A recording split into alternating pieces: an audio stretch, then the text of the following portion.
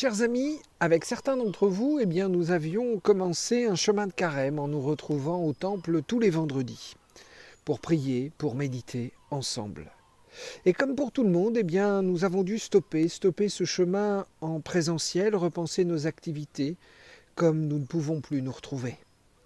Avec Pablo Sassilotto, qui est étudiant en théologie et actuellement stagiaire en Touraine, nous avons décidé de reprendre et de continuer ce chemin, désormais le mercredi. Dans ce temps de confinement, nous pouvons, en contemplant toute cette nature, nous demander effectivement quelles sont nos racines, quelles sont nos forces.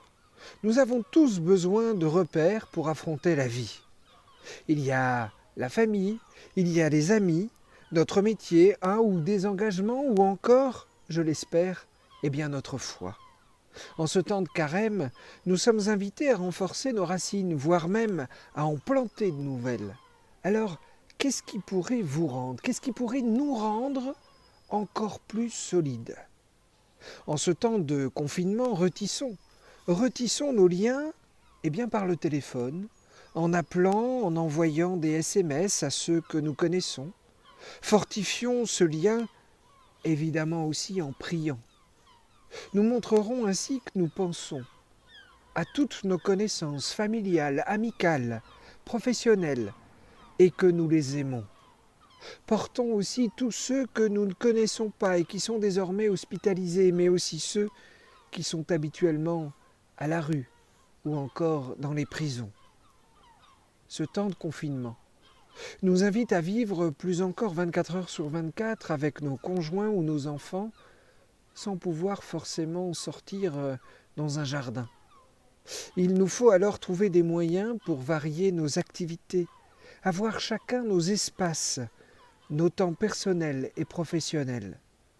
Certains sont confinés dans de tout petits espaces, d'autres dans de plus grands espaces. À tous, je vous encourage à créer des pièces ou des coins de pièces pour différentes activités.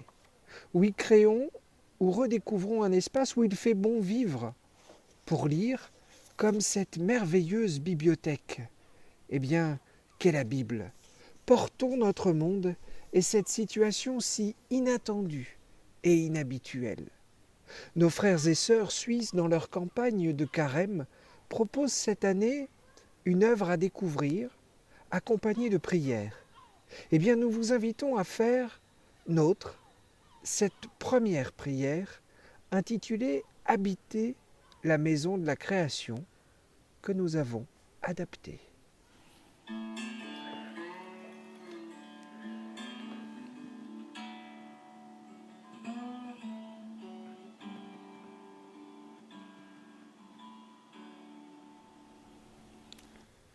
Trouver son chez-soi en soi-même, enraciné dans la création, s'en souvenir, pouvoir grandir et mûrir en étant attentif et attentif à soi, en résonance avec les autres, inclus dans le cercle de la création, disposé à nous lever pour la dignité de toutes et tous, pour le droit à l'alimentation, pour la justice climatique, pour les créatures qui nous entourent, animaux et plantes, à la fois reconnaissants et responsables en restant pour quelques semaines chez nous face à ces virus.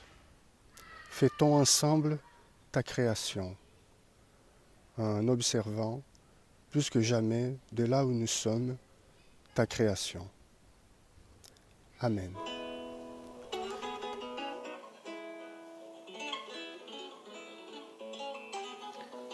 Au temps de la peur, avancer avec confiance, faire confiance à Dieu, ne pas s'arrêter, ne pas rester figé, ne pas se laisser immobiliser par l'inconnu.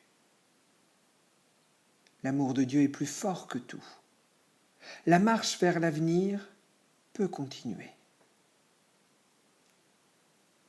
C'est pourquoi nous pouvons redire avec confiance ces premiers versets du psaume 71. Seigneur, tu es mon abri, ne me laisse jamais couvert d'honte. Tu es fidèle, délivre-moi, libère-moi, tends l'oreille vers moi et sauve-moi. Sois pour moi le solide rocher qui m'accueille, l'endroit où je peux venir à tout moment. Tu as décidé de me sauver, oui, mon rocher, c'est toi. Tu me protèges avec puissance. Amen. Aujourd'hui, faire une pause.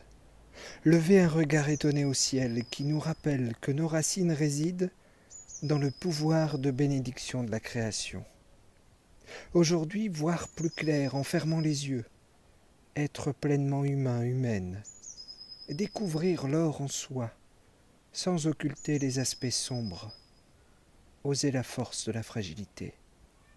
Aujourd'hui, être reconnaissant, reconnaissante, inspiré et expirer profondément entre terre et ciel, célébrer le cadeau de la vie, en lien avec toutes celles et ceux qui encouragent la paix en toute justice. Amen.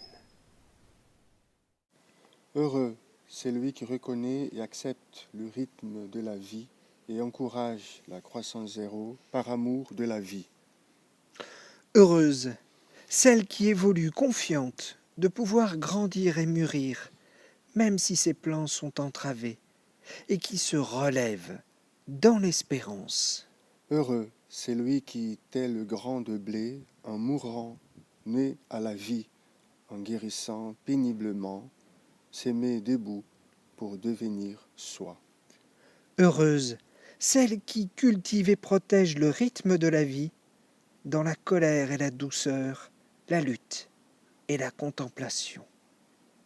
Oui, que le Seigneur vous bénisse tous et vous donne de la force, du calme et de la confiance en cette période. Amen.